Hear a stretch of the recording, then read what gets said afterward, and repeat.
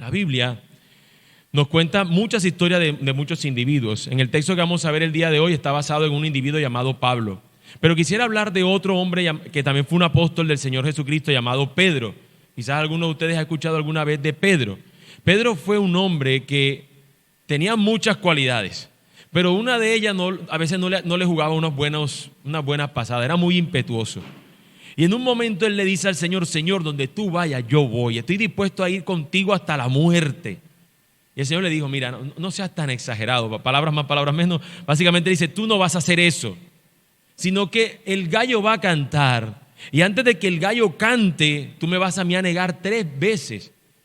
Y este asunto de negación 3 veces es por lo significativo que iba a ser. Tú me vas a negar. Este asunto que estás diciendo hoy: Señor, yo voy a ir contigo hasta la muerte, no va a ser cierto. Y así tal cual como el Señor lo predijo, así tal cual pasó.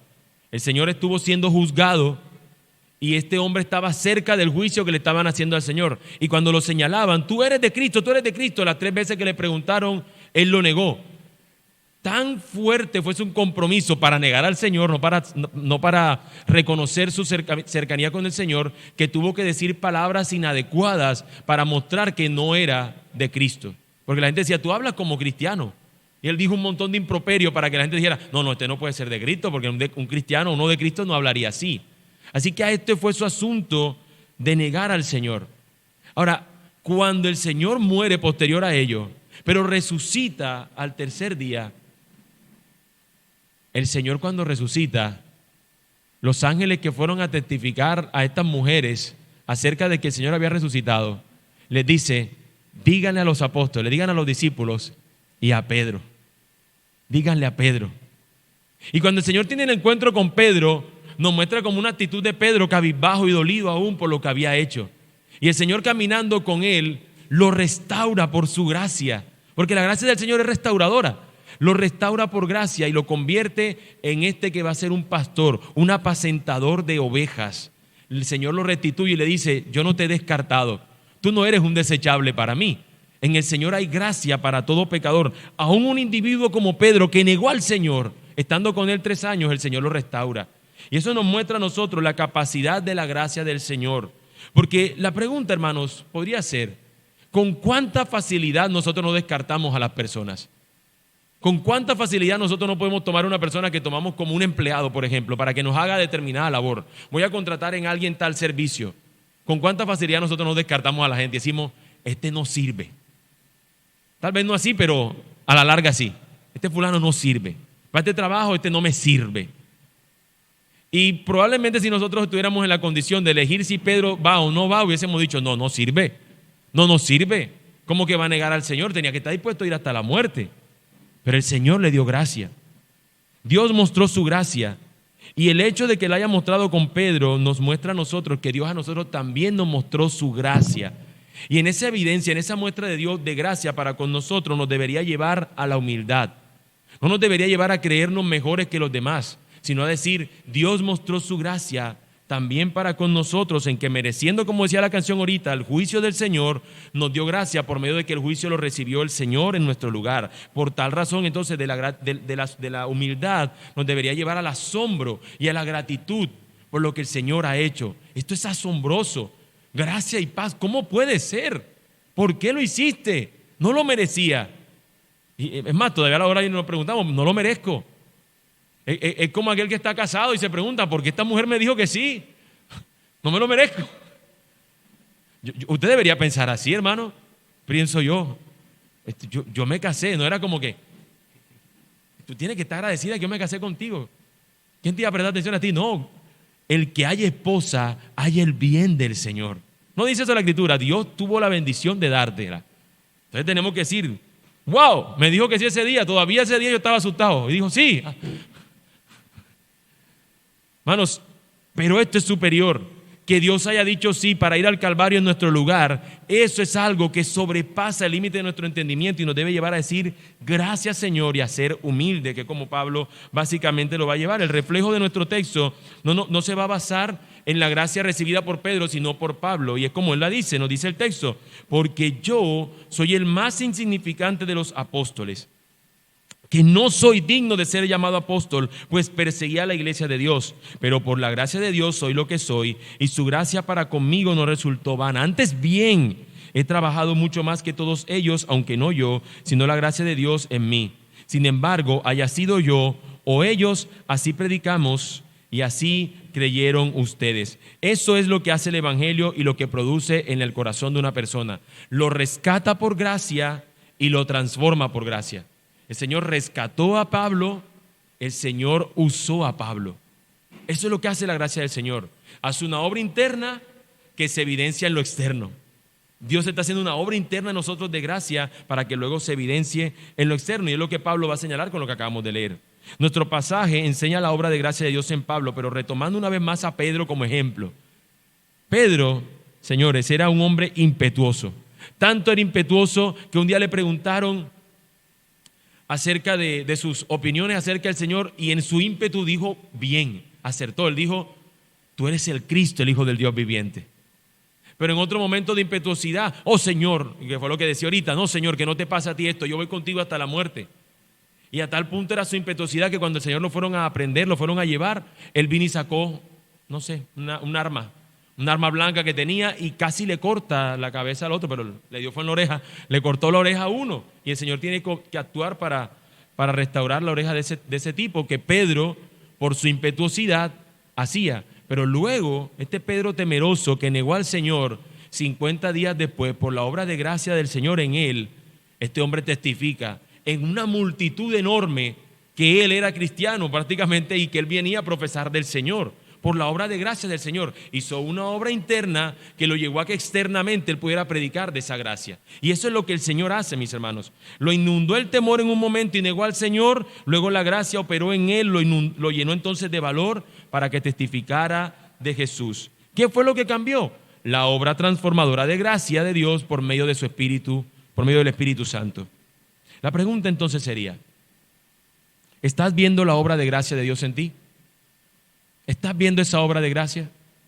¿Estás viendo cómo el creer en Cristo y en lo que Él ha hecho para perdonar tus pecados tiene fundamento y es lo que te guía a ti cada día? ¿Estás viendo esa obra de gracia? Porque el Evangelio, mis hermanos, produce un cambio profundo en la vida de los creyentes. Es como cuando pensamos en un iceberg. ¿Saben lo que es un iceberg? Ese gran témpano de hielo, esa gran cuestión de hielo, esa masa de hielo, donde solamente se ve gigante, pero solamente se ve en la superficie, solamente dicen que tiende a verse el 10%, que el 90% está en lo profundo del agua, porque ese es más o menos lo que un hielo, cuando usted lo ve, se disipa, se evidencia, ¿no? Se ve una pequeña porción y la mayoría parte del hielo está debajo del agua. Bueno, Dios está haciendo una obra interna en nosotros, que nosotros no vemos, pero Él la está haciendo. Y se evidencia a través de la externidad nuestra. No estoy diciendo que sea 90-10, simplemente estoy diciendo como una idea como esto. Dios está haciendo una parte que no vemos, pero debe evidenciarse algo. No simplemente diciendo, Dios está haciendo su obra en mí, pero sigo siendo el mismo. No, lo que Dios hace en nosotros, la transformación, se evidencia en lo externo. Y esa es la gran pregunta. ¿Estás viendo su obra de gracia en ti? Nuestro texto nos va a enseñar con el testimonio de Pablo cómo es una obra de Dios, cómo es la obra transformadora de Dios. Por eso, a manera de aterrizar cuál es mi propósito en el sermón, esta es la tesis de mi sermón. Que nos asombremos, hermanos. Asombrémonos por la gracia divina, que es absolutamente inmerecida y poderosamente transformadora.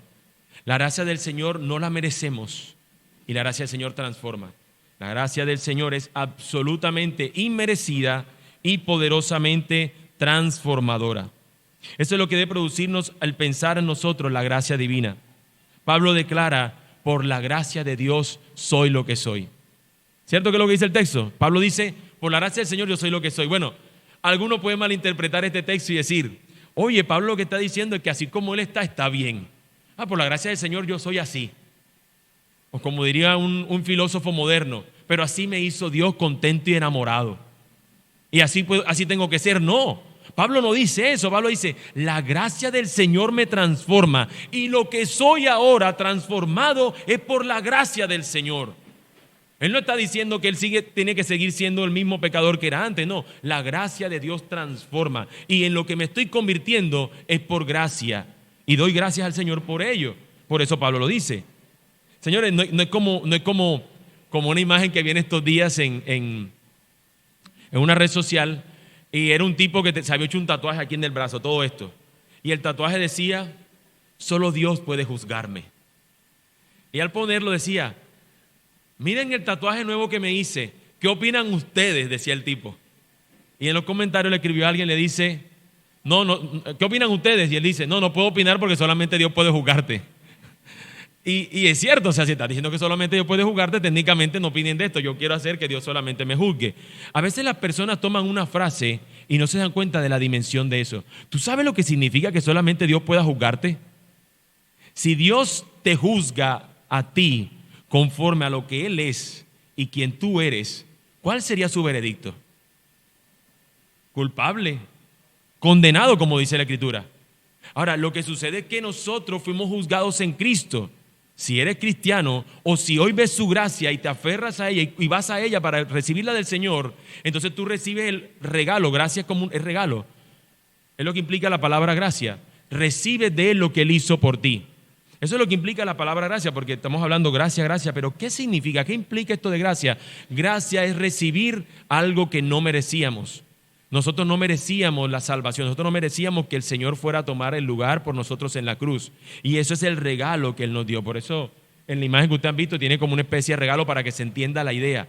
Dios nos dio esto por gracia, nos lo dio como regalo, nos lo dio como algo que no merecíamos, pero esto no es barato. Esto es algo simplemente que tú y yo no merecíamos y Él pagó el precio. Así que para ver lo que Pablo dice acerca de lo que es la gracia, vamos entonces a verlo en nuestra primer parte, en nuestro primer versículo. Este encabezado que nos dice que la gracia del Evangelio es una gracia inmerecida. El versículo 9 dice, porque yo soy el más insignificante de los apóstoles, que no soy digno de ser llamado apóstol, pues perseguí a la iglesia de Dios. Entonces, declarar lo que declara Pablo requiere de una humildad tremenda. Declarar lo que él dice, yo soy el más insignificante, yo no soy digno, yo era un perseguidor de la iglesia. Proclamar esto requiere tener humildad. Y esa humildad tampoco es producto de, que Pablo que era humilde, no. Es producto de la gracia divina para el poder llegar a proclamar esta verdad. Es resultado del asombro que a él lo ha llevado el saber que ha recibido gracia. Y en el pasaje Pablo lo declara de manera categórica. En primer lugar, él dice que tiene una insignificancia.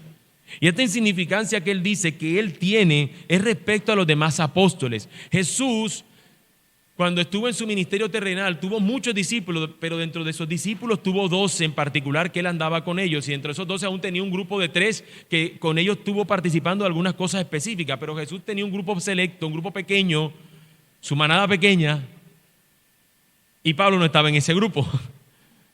Pablo terminó siendo apóstol del Señor tiempo después.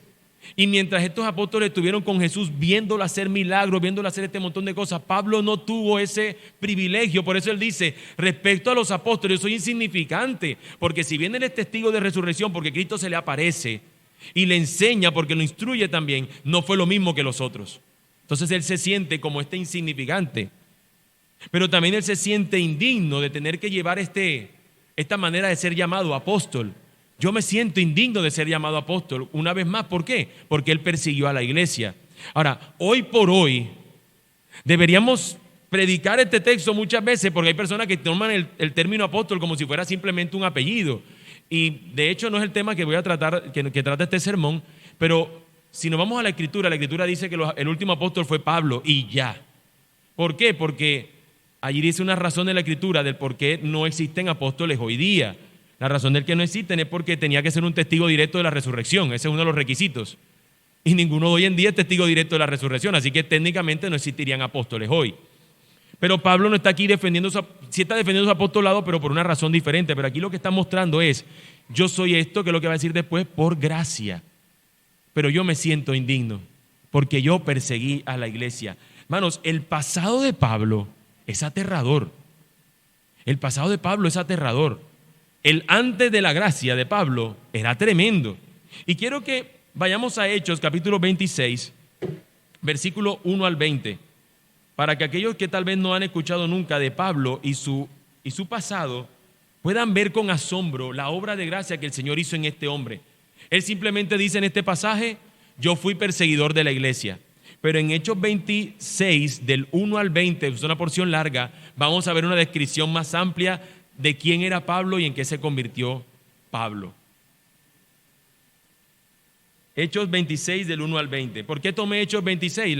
En el libro de los Hechos hay más episodios donde él cuenta acerca de su testimonio, pero aquí está como que él mismo lo está resumiendo, o él mismo lo está diciendo, y se lo está hablando a un rey al que se está presentando él, y está contando básicamente un poco más de detalles. Así que voy a leerlo. Hechos 26 del 1 al 20 dice: Agripa II dijo a Pablo, este es un rey, ¿no?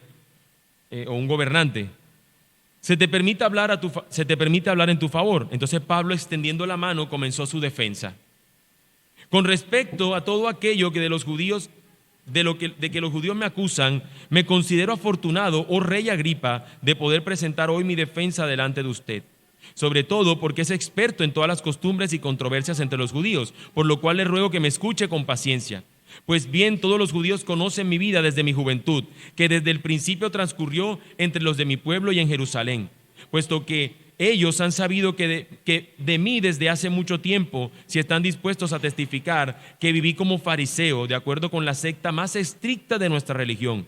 Y ahora soy sometido a juicio por la esperanza de la promesa hecha por Dios a nuestros padres, que nuestras 12 tribus esperan alcanzar al servir fielmente a Dios noche y día. Y por esta esperanza, oh rey, soy acusado por los judíos, porque se considera increíble entre ustedes que Dios resucite a los muertos. Pausa para explicar qué es lo que está diciendo aquí rápidamente. Pablo está diciendo: yo era un fariseo, es decir, la ley del Señor yo la guardaba de manera estricta, con comitas, puntitos y todos los demás detalles, de una manera estricta. La ley de Dios la guardaba, era judío, fariseo de fariseo, diría él. Y ahora me están acusando porque ahora ya no tomo esta ley como una que tiene que ser aplicada estricta, sino que me anunciaba y me preparaba para Cristo. Ya llegó aquel que resucitó entre los muertos. Y ahora sigo leyendo. Versículo 9. Yo ciertamente había creído que debía hacer muchos males en contra del nombre de Jesús de Nazaret. Esto es precisamente lo que hice en Jerusalén. No solo encerré en cárceles a muchos de los santos con la autoridad recibida de los principales sacerdotes, sino que también cuando eran condenados a muerte, yo añadía mi voto, castigándolos con frecuencia en todas las sinagogas. Procuraba obligarlos a blasfemar y, enfurecido contra ellos, seguía persiguiéndolos aún hasta en las ciudades extranjeras.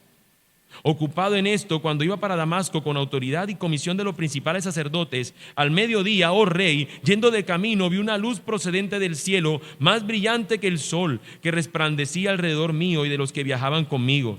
Después de que todos caímos al suelo, oí una voz que me decía en el idioma hebreo: Saulo, Saulo, ¿por qué me persigues? Dura cosa te es dar coces contra el aguijón. Yo entonces dije: ¿quién eres, Señor? Y el Señor dijo: yo soy Jesús, a quien tú persigues. Pero levántate y ponte en pie, porque te he aparecido con el fin de designarte como ministro y testigo, no solo de las cosas que has visto, sino también de aquellas en que me apareceré a ti. Te rescataré del pueblo judío y de los gentiles a los cuales yo te envío, para que les abran sus ojos, a fin de que se conviertan de las tinieblas a la luz y del dominio de Satanás a Dios, para que reciban por la fe en mí el perdón de pecados y herencia entre los que han sido santificados. Por tanto, rey Agripa, no fui desobediente a la visión celestial, sino que anunciaba primeramente a los que estaban en Damasco y también en Jerusalén, y después por toda la región de Judea, y aún a los gentiles que debían arrepentirse y volverse a Dios, haciendo obras dignas de arrepentimiento. Básicamente, ¿qué nos está diciendo el texto, señores? ¿Qué nos está diciendo? Que Pablo antes era un perseguidor de la iglesia, y si se dieron cuenta, su persecución no era simplemente los atrapé, los llevé a la cárcel, sino que cuando algunos los consideraban que tenían que matarlo, él decía: sí, matémoslo. Y incluso él alcanza a decir que también él estuvo diciendo: esta es más grande y esta es para mí, y yo se la tiro. O sea, le está diciendo que también participaba de eso. De hecho, la muerte de Esteban parece ser que Pablo es el que está allí anunciándose, que tenía los sacos de la gente mientras la gente apedreaba, él estaba apoyándolo. Sí, hagámoslo, y yo venga para que no se les ensucie su ropa, yo se las tengo. Por eso Pablo se siente indigno. Yo era un perseguidor de la iglesia, pero la gracia del Señor es tan poderosa que no importando el tipo de pecador que seas, te puede salvar y rescatar y transformarte para que te conviertas en un siervo del Señor. Esa es la gracia divina. La gracia del Señor, hermanos, es inmerecida. ¿Cómo podemos decir que Pablo merecía ser salvado? Si él mismo dice, soy indigno, insignificante, era un perseguidor de la iglesia. Eso me hace indigno, eso me hace insignificante. El comentarista Matthew Henry acerca de esto dice: cuando los pecadores son hechos santos por la gracia divina, Dios hace que el recuerdo de los pecados anteriores los haga humildes, diligentes y fieles. Cuando nosotros somos testigos de esa gracia, el mirar al pasado nos hace decir: wow, Señor, gracias. Nos hace ser humildes. No nos lleva a decir: ¿cómo tú no ibas a salvarme? ¿No ves lo que yo soy? No, mis hermanos, nos lleva más bien a reconocer con humildad lo que el Señor ha hecho. ¿Puedes hoy tú ser humilde y reconocer lo que ha operado esa gracia en tu vida? ¿Puedes hoy reconocer con humildad y decir: el Señor está haciendo una obra de gracia? Deberíamos asombrarnos por la gracia divina, que es absolutamente inmerecida y poderosamente transformadora. No la merecíamos, absolutamente no merecíamos su gracia. Piensa por un momento de dónde te ha rescatado el Señor. Algunos esperábamos que el testimonio nuestro sea como el de Pablo. Pablo puede ir parece que a veces creemos que eso es lo que se requiere para que la obra del Señor en nosotros sea un poco más creíble, más ¿cómo diríamos? Como más digna de ser llevado a Hollywood, ¿no? Qué tremendo, de narcotraficante a predicar el evangelio, ¿no? De sicario de personas a sicario de demonios, no sé. Se espera como algo así espectacular. ¡Wow! Maté a 15, ahora le predico a 15, yo qué sé. No, hermano, cuando usted empieza a ir a la Escritura, usted empieza a conocer al Señor y se da cuenta que Dios es santo, santo, santo, y la palabra nos revela a nosotros que somos pecadores, pecadores, pecadores. Y la distancia entre el Señor y nosotros es enorme. O sea que yo estoy más cerca del asesino de miles que del Señor mismo. Soy pecador, y aunque no haya cometido los mismos crímenes de un asesino serial o de una persona como Hitler, estoy más cerca de él en mi condición pecaminosa que estar cerca del Señor. Y eso es lo que hace grandísima la obra de Cristo, la obra de gracia, que Él vino a acercarse a nosotros. Por eso Él muere en nuestro lugar para conducirnos a Él. Nadie merecía eso, y Él lo hizo. Al rescatarte entonces deberíamos asombrarnos, porque de ser un indigno enemigo del Señor, ahora nos ha hecho cercanos a Él. ¿Qué dice la Biblia que somos nosotros ahora en Cristo? Lo dice de muchas maneras que somos nosotros. Por ejemplo, nos dice que somos ahora parte de su reino. Tenemos un rey ahora que gobierna sobre todo, y somos parte de él y somos sus embajadores. También la Biblia dice que somos parte de su redil, demostrando entonces con esto que somos una oveja necesitada de un pastor, y nos dice que Él es el buen pastor que da su vida por las ovejas. La Biblia también nos dice que somos su pueblo, somos su heredad, de manera que lo que es de Él le pertenece también a su pueblo. La Biblia también nos dice que somos su iglesia, por la cual Él dio su vida y cuida y guarda de ella, porque Él es su cabeza y ella es su cuerpo. De manera que somos eso, pero también la Biblia nos dice que pasamos de ser nosotros sus enemigos a ser sus hijos, de modo que Dios se convierte en nuestro Padre, si esa obra de gracia se ha hecho. Pasamos de ser indignos, hermanos, como diría Pablo, a ser ahora amados por Dios por medio de lo que Cristo hizo. Y esto es como Pablo lo dice también en otra carta. 1 Timoteo 1, versículos 12 al 14. Leo para ustedes. 1 Timoteo capítulo 1, versículos 12 al 14. Doy gracias a Cristo Jesús nuestro Señor, que me ha fortalecido porque me tuvo por fiel, poniéndome en el ministerio, aun habiendo sido yo antes blasfemo, perseguidor y agresor. Él dice lo que era, pero dice: sin embargo, se me mostró misericordia porque lo hice por ignorancia en mi incredulidad. Pero, versículo 14, la gracia de nuestro Señor fue más que abundante con la fe y el amor que se hallan en Cristo Jesús. La gracia del Señor fue más abundante para rescatarlo, pero también para transformarlo. Y esto es precisamente lo que nos lleva a nuestro segundo encabezado. La gracia del Evangelio es una gracia transformadora. Versículos 10 y 11 dice: pero por la gracia de Dios soy lo que soy, y su gracia para conmigo no resultó vana. Antes bien he trabajado mucho más que todos ellos, aunque no yo, sino la gracia de Dios en mí. Sin embargo, haya sido yo o ellos, así predicamos y así creyeron ustedes. ¿Cuántas veces no hemos visto a alguien que se le da una oportunidad y esa persona no la aprecia? ¿Cuántas veces nosotros no hemos visto que una persona dice, por favor ayúdame, quiero salir por poner un ejemplo, quiero salir de la droga, ayúdame? Y la solución es, mira, vamos a llevarte a este lugar, a este hogar, y la persona va y sale de este lugar restaurada, sale con las luchas que tiene de estar en estos tiempos, duró un buen tiempo, sale, pero al cabo muchas veces de un tiempo estas personas vuelven a regresar a sus asuntos, a lastimosamente estos asuntos. Hermanos, la gracia del Señor no hace eso. Voy a dejar esto claro como una consigna, como un fundamento. La gracia divina no hace eso. Es inmerecida, pero al que el Señor se la da, lo transforma por ella. No vuelve al vómito, como dice que el perro, ¿no?, vuelve a su vómito, o la puerca lavada vuelve otra vez al lodo. No, Dios no hace eso. Al que el Señor le da su gracia redentora, lo transforma también mediante su gracia, lo sostiene hasta el final. De manera que ese asunto que la gente se va a hacer un baño de mundo, yo soy cristiano, yo tengo la promesa, pero voy a echarme un bañito de mundo, no existe.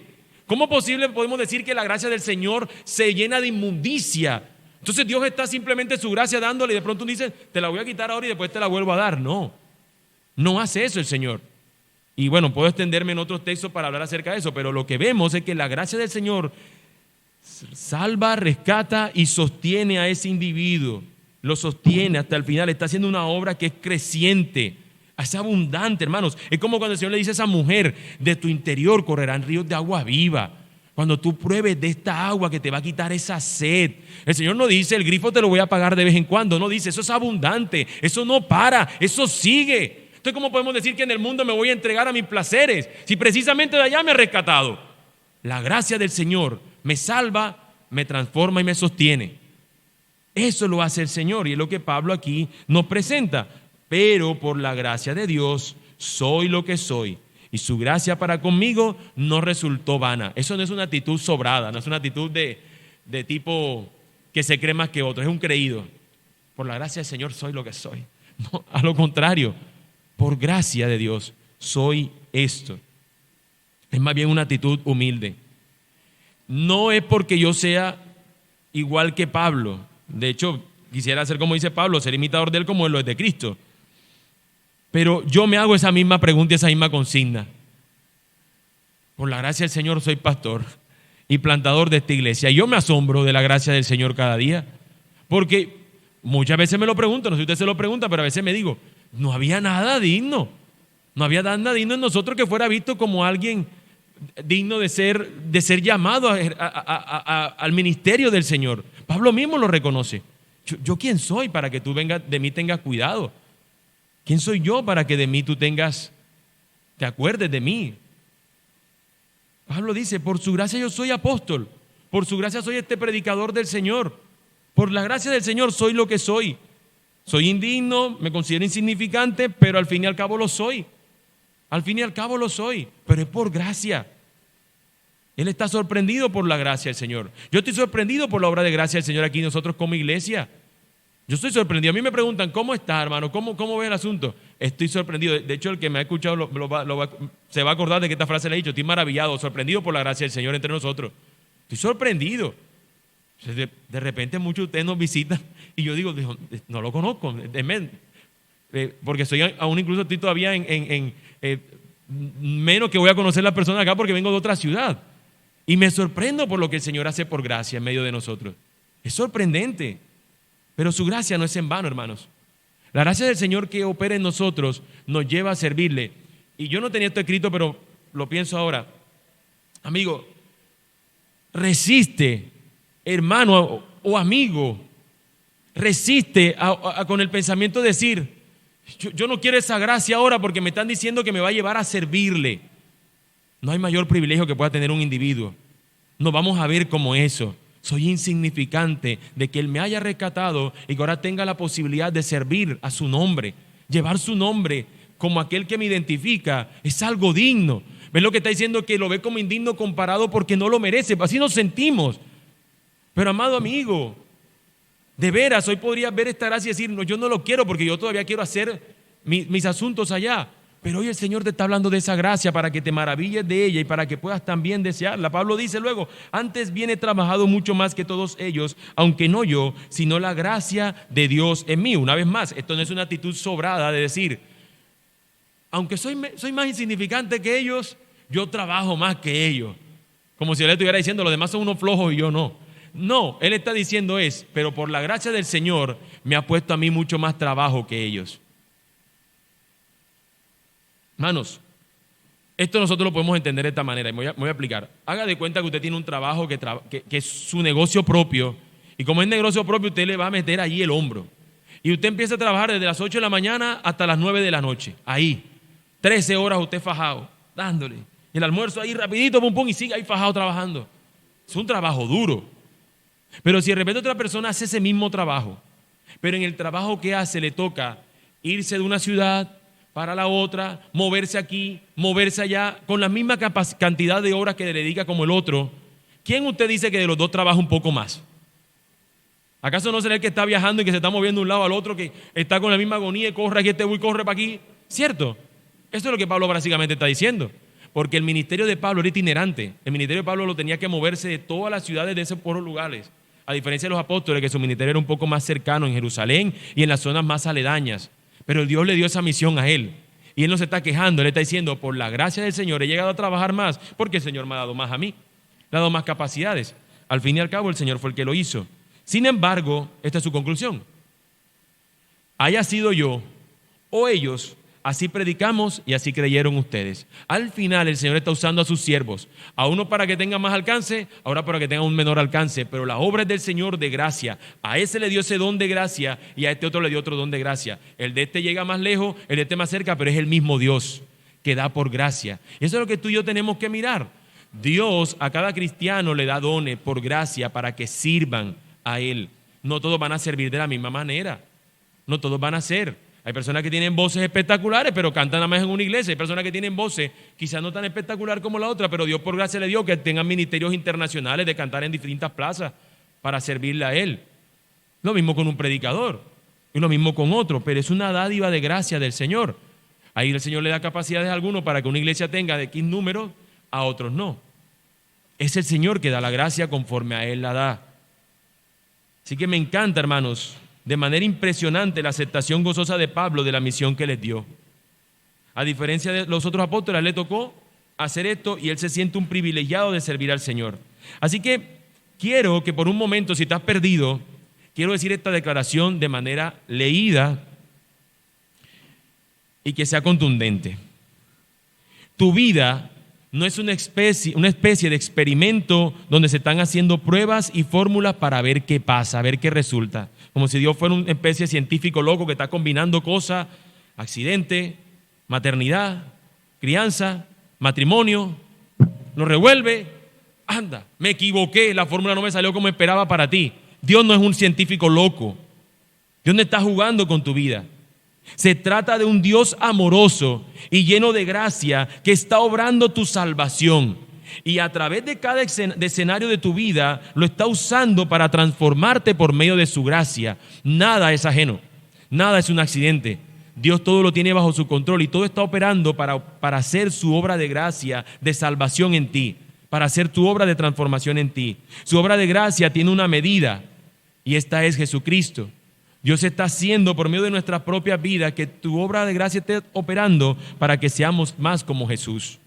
Aunque el camino que esté usando el Señor no te guste mucho, pídele al Señor que te ayude a asombrarte en su gracia, a deleitarte en ella y a maravillarte que Él te está transformando, porque la gracia del Señor es absolutamente inmerecida y poderosamente transformadora.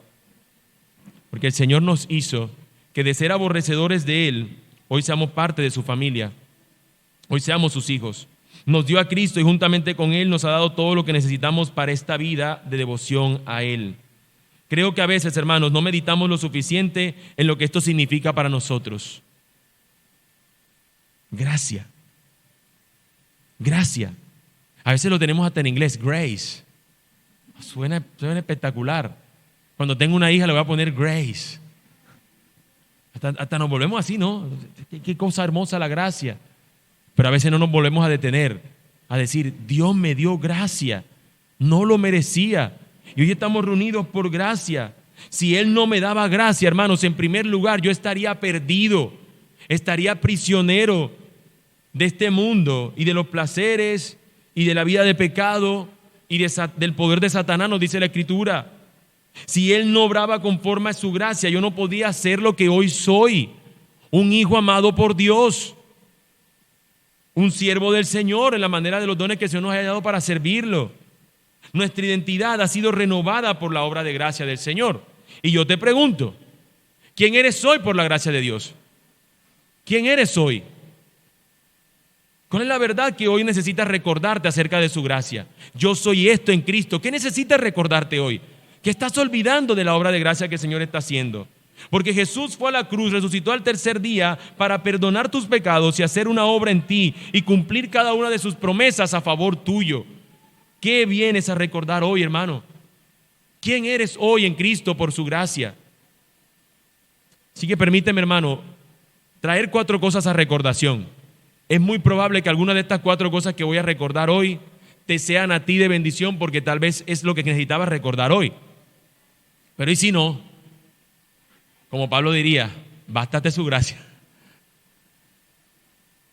Hermanos, deberíamos agradecer al Señor por su gracia, porque hoy somos parte de su redil. Hoy probablemente necesitas recordar que tú eres una oveja, que eres parte de su redil. Y que a pesar de tu indignidad, tú has sido amado y lo sigues siendo. Él te ha hecho oveja de su prado y como tu pastor te cuida y te sustenta. Y nada te podrá apartar de ese gran amor de tu pastor. Así que hoy es bueno que recordemos, por gracia, yo soy oveja del gran pastor.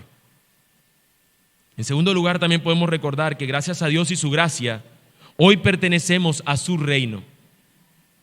Él nos ha hecho un reino de sacerdotes para que lo honremos y le sirvamos. Él es nuestro rey y a nuestro rey nadie puede hacerle frente. Él es el vencedor.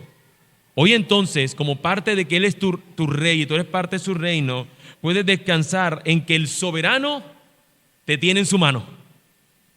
El Dios soberano te tiene en su mano. Él es el rey, pertenezco a su reino, para adorarlo a Él, para confesarlo a Él. Una tercera cosa que podemos recordar por gracia de nuestro Dios, hoy somos su iglesia. Su iglesia universal, en el sentido que son aquellos que el Señor ha redimido, pero el Señor nos ha hecho parte también de esta iglesia local. Y de manera particular quiero hablar de esta iglesia local.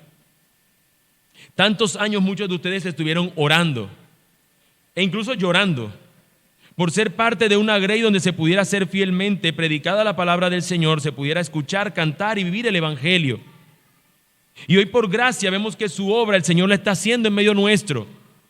¿Cómo no celebrar y asombrarnos por la gracia del Señor para operar de esta manera? Haciéndonos reunir para que seamos su iglesia, que dé testimonio también de Él. Es una manera también de agradecer al Señor. Me ha hecho parte de su iglesia. Y en cuarto lugar, quisiera también recordar que gracias a Dios y su gracia, hoy somos sus hijos. Su obra de gracia ha sido tal que de ser sus enemigos pasamos a ser sus hijos.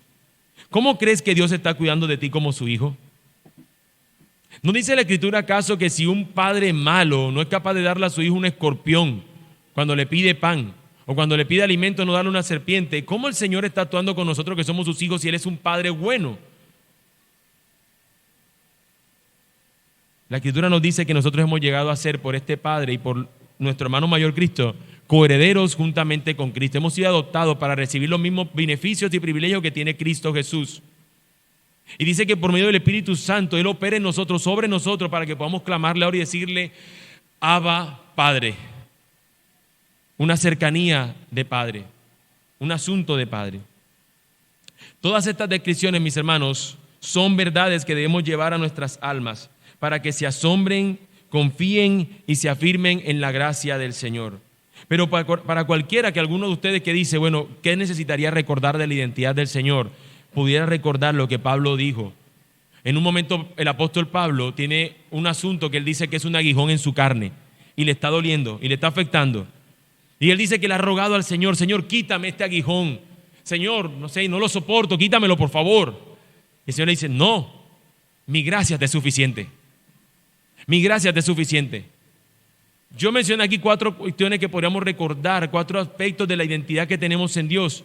Y si aún alguno de estos son insuficientes, son importantes, pero aún habrá algo que todavía necesitaría recordar, recuérdate esto: su gracia es suficiente. Su gracia no la merecías y la recibiste, y su gracia es transformadora y te sustenta. Hermano, que nos baste su gracia, que su gracia nos sea suficiente. Y antes de cerrar mi sermón, quisiera hablarles a aquellos que están aquí y que se ven lejos de esa gracia divina. En la Guerra Civil Norteamericana, que fue un momento de la historia de los Estados Unidos, en esa guerra civil hubo dos bandos, el bando de la Unión y el bando de la se me olvidó el otro nombre, bueno, en fin, el tema de los confederados. Entonces, la confederada contra la Unión.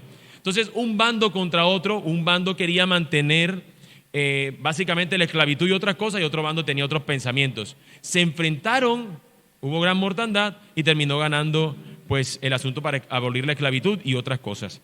El tema es que se dice, que no sé si es cierto o no, pero se cuenta que había un soldado, un hombre que quería pelear en la guerra, pero él estaba confundido y decía: yo no sé si irme por este lado o por otro, porque hay unas cosas que estos dicen que a mí me llaman la atención, me parece que son verdad, y estas otras que dicen esto que son verdad.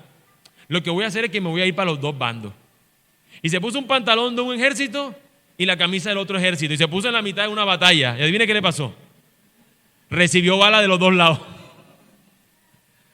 Señores, nunca es una buena idea estar en el medio de una cosa como esta. Bueno, aquí alguno puede decir: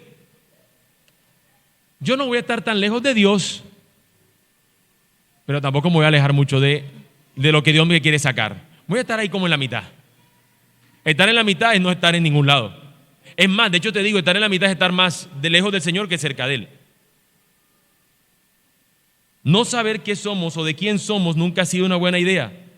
Pablo tenía una convicción porque el Señor por gracia lo había salvado. Y eso es lo que yo he predicado. Y yo no te puedo obligar a ti a que tomes una decisión, es un asunto tuyo. Pero si tú has visto la gracia que el Señor da y cómo transforma, cómo sacó a un hombre como este que perseguía a la iglesia, que incluso estuvo siendo testigo o posiblemente participó de los asesinatos, y Dios le dio gracia y lo rescató para que luego se convirtiera en un predicador. Dios puede perdonar tus pecados, los más terribles que estos pudieran ser, para traerte a que pases de las tinieblas a su reino de luz admirable. Y esa es la gracia que el Señor otorga. Así que si tú estás aquí, amigo, yo te invito a que vayas a Cristo, te arrepientas de tus pecados y por fe creas en que la gracia de Él es poderosa para salvarte. Hoy esta gracia está disponible para ti, porque Cristo fue a la cruz para morir por los pecadores y perdonar sus pecados. Y si tú hoy te arrepientas y crees en este Salvador, recibirás de Él lo mismo que han recibido todos los creyentes en toda la historia humana, como Pablo también le sucedió. Así que ese va a ser mi ruego, que el Señor obre con su gracia para rescatarte en esta mañana. Vamos a orar. Amado Dios, tu gracia es poderosa y suficiente, Señor, para librar a todo pecador, Señor, que se acerca a ti, y no solamente librarlo y darle un rescate, sino